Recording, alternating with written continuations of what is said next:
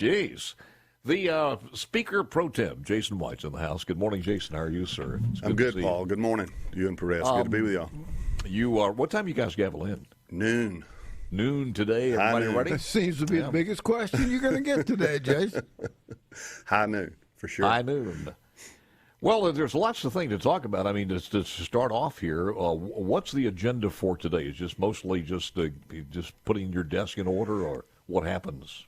Well, there won't be much of an agenda. There certainly won't be a legislative calendar because there are no bills or anything's been in the committee because everything starts today. Now, you know, if you remember, we did have some gubernatorial vetoes last year at the end of session that those technically will be addressed, returned to the House. I don't know that they'll be addressed today. They'll certainly be addressed this week because once you get a veto message, the legislature has 3 days to deal with it. So, got to be honest, I forgot what they were. They were some line item vetoes, and actually there were some vetoes of some general bills, not some spending bills. So they are improper in their form, and so it'll be interesting to see what the procedure for the House and even the Senate is with regards to the willingness to override a governor.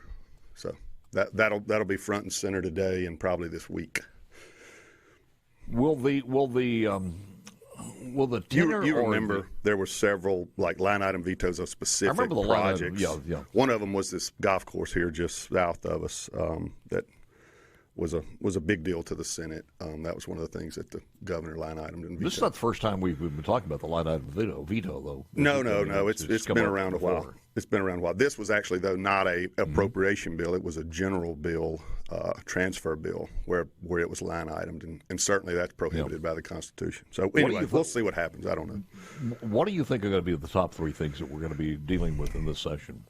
Top 3 things? Yeah. I think you're going to hear a whole bunch of conversation about the surplus that we continue to have that recurs in our state budget, which will lead to further discussions about, are we taxing Mississippians too much? Are we taxing our corporations and our businesses too much? Because they hadn't been part recently of any discussions about tax cuts. So I think you're going to see a huge discussion about what to do with all this money that we're taking in and what to do ultimately with our budget going forward in light of the fact that we continue to run these large surpluses. That'll probably be number one. I think you're going to see a continued discussion around water and sewer, not only for the capital city but for around our state. You remember we appropriated several $100 million to water and sewer grant programs with the ARPA funds that were sent to us from the federal government. And the Department of Health and Department of Environment and Quality have been administering those grants over the last 9 months. So we'll get an update on where all that money is, how much of it has been sent out, applied for, that sort of thing by cities and some counties, but mostly by municipalities looking to upgrade water and sewer. See what that's doing. We've got at least $300 million of ARPA funds left. Are we going to plus up those grant programs for more for cities to deal with water and sewer, or what that's going to look like? And then I think the third thing, you asked for the top 3, I think the third thing will be, I think there'll be a large discussion in an election year legislative session about this continuing idea of trying to get health care right in our state. And that leads to discussions about, I've heard you and guests you've had on your show, both from the state Senate as well as, healthcare advocates and providers, about the postpartum issue, the extension of postpartum benefits to new moms, as well as just an overall discussion on what do we do for that guy or girl in Mississippi who's not making a lot of money, but they are working full time and their employer doesn't provide insurance and they can't afford insurance on the private market. So, we need to acknowledge that, and that issue bleeds down into, the other guests you've had on over the last several months in dealing with our hospitals. What does health care look like in Mississippi, and what should it be, and what can we afford, and what do the taxpayers and citizens expect? And I think there's going to be a huge discussion about that, especially the Senate will probably come out and pass their postpartum extension coverage bill early, which will lead to more discussion on that. It is, and I know if I'm sitting in your seat or any of the elected officials, I would like to have had more data on some of the things, the curvature of some of the past legislation that you've passed. How is it how is it, not only you, but for instance, the Dobbs decision. We still don't have any data in there as far as births that are happening that would have been aborted before, what that looks like, and how's that going to tax the people of this state now, and if we make any movements, how will that happen in the future? We really don't have any clear data long term right now on the cuts that you guys have done in the personal income tax in the first stage.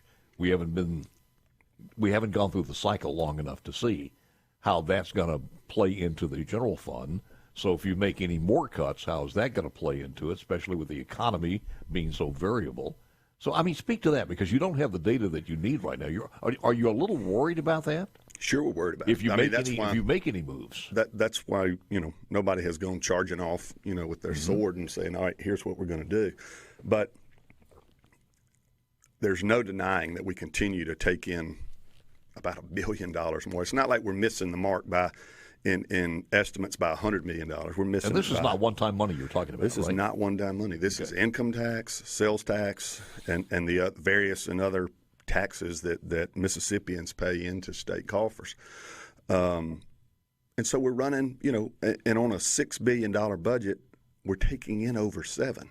So it keeps leading to that discussion. And of course, it also leads to the fact that you've got this money that has come in that's sitting over here in state bank accounts that politicians are itching to spend.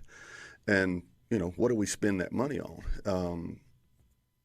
It makes for long days. I don't want to play devil's discussion. advocate here, but if you're looking at something, you've got a mental health crisis in the state, you've got a correction situation where we have a dilapidated prison, we have a water and infrastructure in a lot of communities out there. So that would be three areas that I would just immediately say, well, they need some attention. They need, no doubt they do. Mm-hmm. And you're looking at a guy, and I think last time I was on, you and I talked about this specifically, the mental health issue, the corrections issue. This is the time to deal with those. I mean, the feds are breathing down their neck on the correction issue. It's time to fix it. As Speaker Pro Tem, have you been given an update on any of those two, particularly the mental health and also the corrections? Well, the commissioner in corrections has made some great improvements. He's been very transparent and candid about the situation. He has a good relationship with the legislature, and I think we're past the honeymoon phase with him, and now it's we're having some real meetings about what is it that we need to do a better job. I told somebody the other day at a Lions Club I was speaking to, and they were just astounded. We could send all of our Mississippi inmates to State, Ole Miss, or Southern cheaper than we're housing them and keeping them in state custody. Now, I'm not advocating for that, so you moms and dads who have kids at these places at State or Ole Miss, don't panic. I'm just making the point. No. We spend almost $30,000 a year per inmate, and we're not getting much for that. The chances are still pretty good they're going to be back in state custody when we do turn them out within about 9 months. About half of them are back in our custody pretty quick. Let's talk a little bit and circle back on the postpartum. I want to talk about that. And over the summer have views softened or hardened on a couple of these issues? We'll talk to the Speaker Pro Tem Jason White when we return as the session gets. It always comes from upstream. When it's good, it's never as good as it seems. You're either swimming or sinking, and there's no in between. I look to the river for a whole lot. Live from the Trustmark Studios, where the cutting-edge technology is connectivity at your fingertips. Anytime, anywhere. Trustmark, people you trust, advice that works. Member FDIC. The Speaker Pro Tem Jason White. Has the attitude softened or hardened over the summertime in the House, where your communications happens to be, as far as postpartum is concerned? I wouldn't say hardened, Paul. I don't think anybody in the House necessarily is just hardened to the idea of extending Medicaid benefits over what is currently offered. But first of all, there needs to be an acknowledgement that that's what you're doing. That extension came from the feds through CMS during the pandemic, if you will, and on the front end of the American Rescue Plan. that extension of benefits. We already cover expectant mothers. If the child is going to be on Medicaid, the mother's working, whatever, she's not a Medicaid recipient. The minute she's pregnant with that child that will be, she goes on to Medicaid for her health care, for the pregnancy, for the birth, and then for 2 months after that.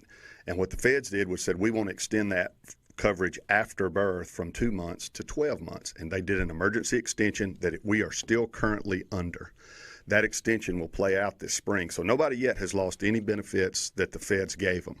But I would just first say, we hadn't taken our cues in Mississippi on how we've legislated or laws we've enacted based on what the Biden administration has offered us. I'm not saying that's why the House is against it. I'm just saying this idea that we should just extend postpartum benefits for an additional 10 months because the Fed said we should.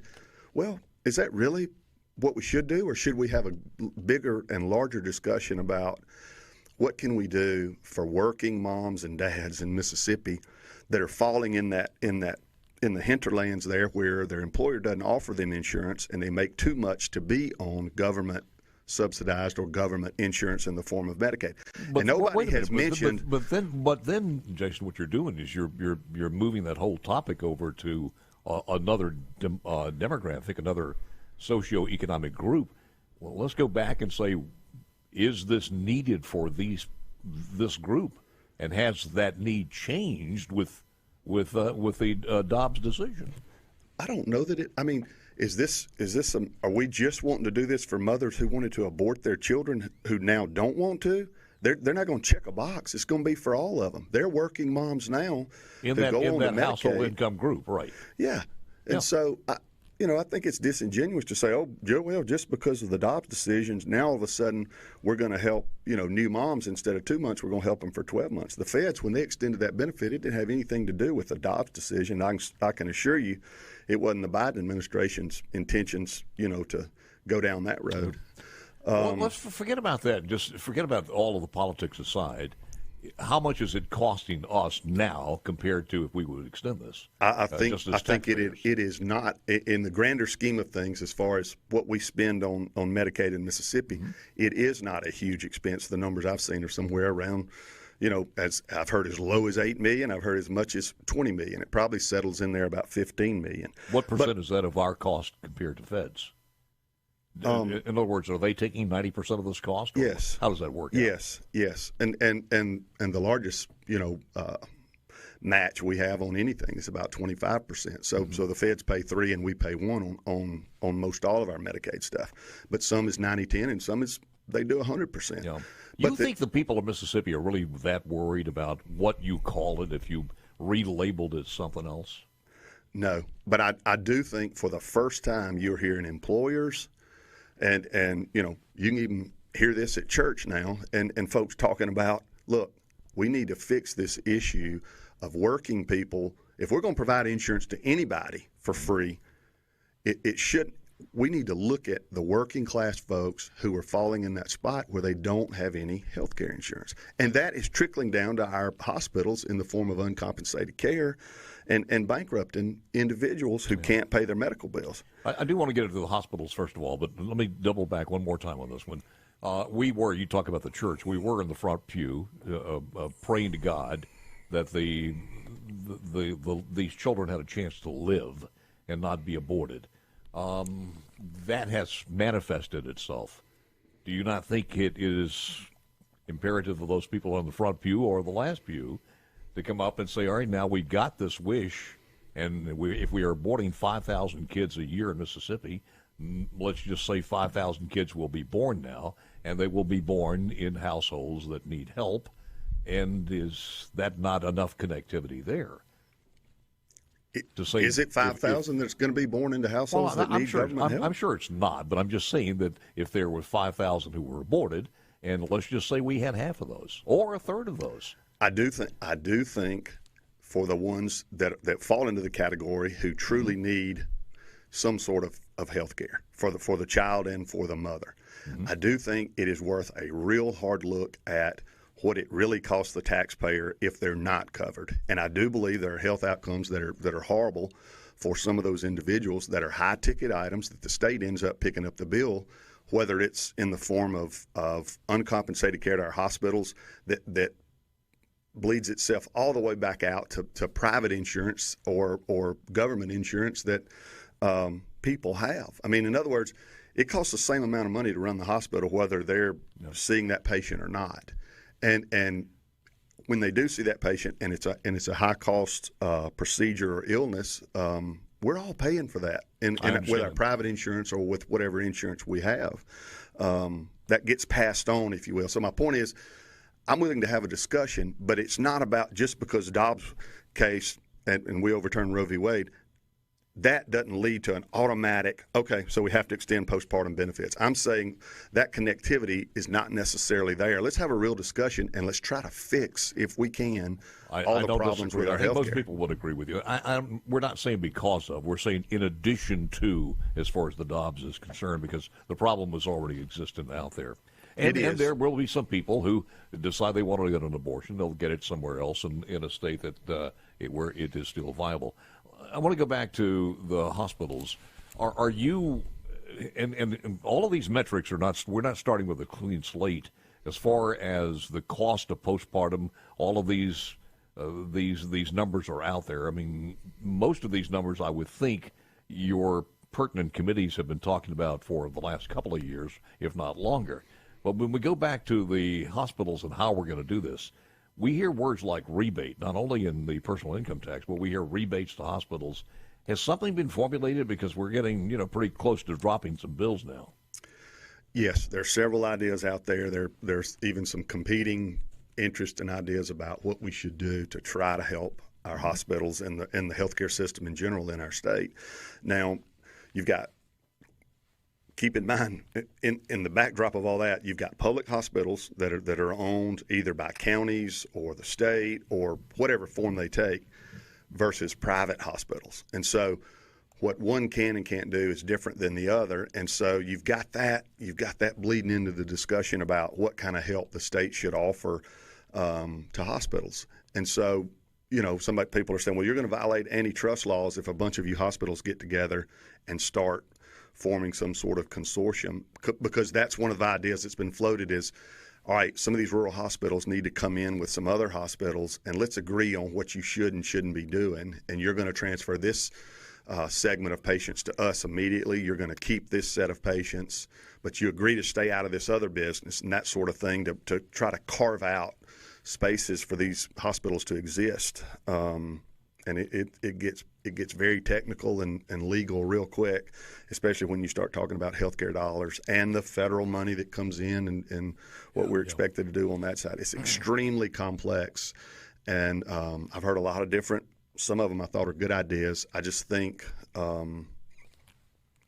it's a complex question with a multitude of not so good answers, and we've got to decide what is the right size for healthcare in Mississippi, especially on a rural setting where I come from and where I live. Jason White, Mississippi House Representative, is also the Speaker Pro Tem. The final segment's coming up in a moment or two. I want to go back to rebates when we were talking rebates, not hospital, but Lieutenant Governor's talking about rebates to take care of some of this surplus. Just send a check out there. Is that the best way of doing it?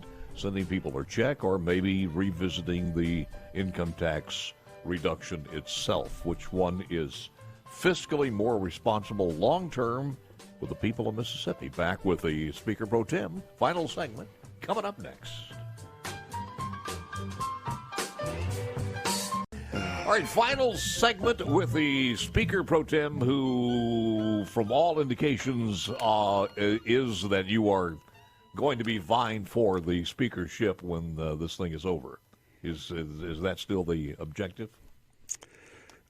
Paul, I don't know if you'd call it the objective, but I mean, I've made no secret about wanting to run for speaker should that position open up. And of course, our current speaker has announced he's not running for re-election to the House and ultimately to the speakership. So we'll be working hard this spring and summer to get all of our House Republican colleagues reelected to the House. And, if that leads to us holding this majority and certainly supermajority, and we put folks in positions to win their races, we hope to have a discussion about obtaining their vote for me to be the next speaker. So, yes, we're working hard on that.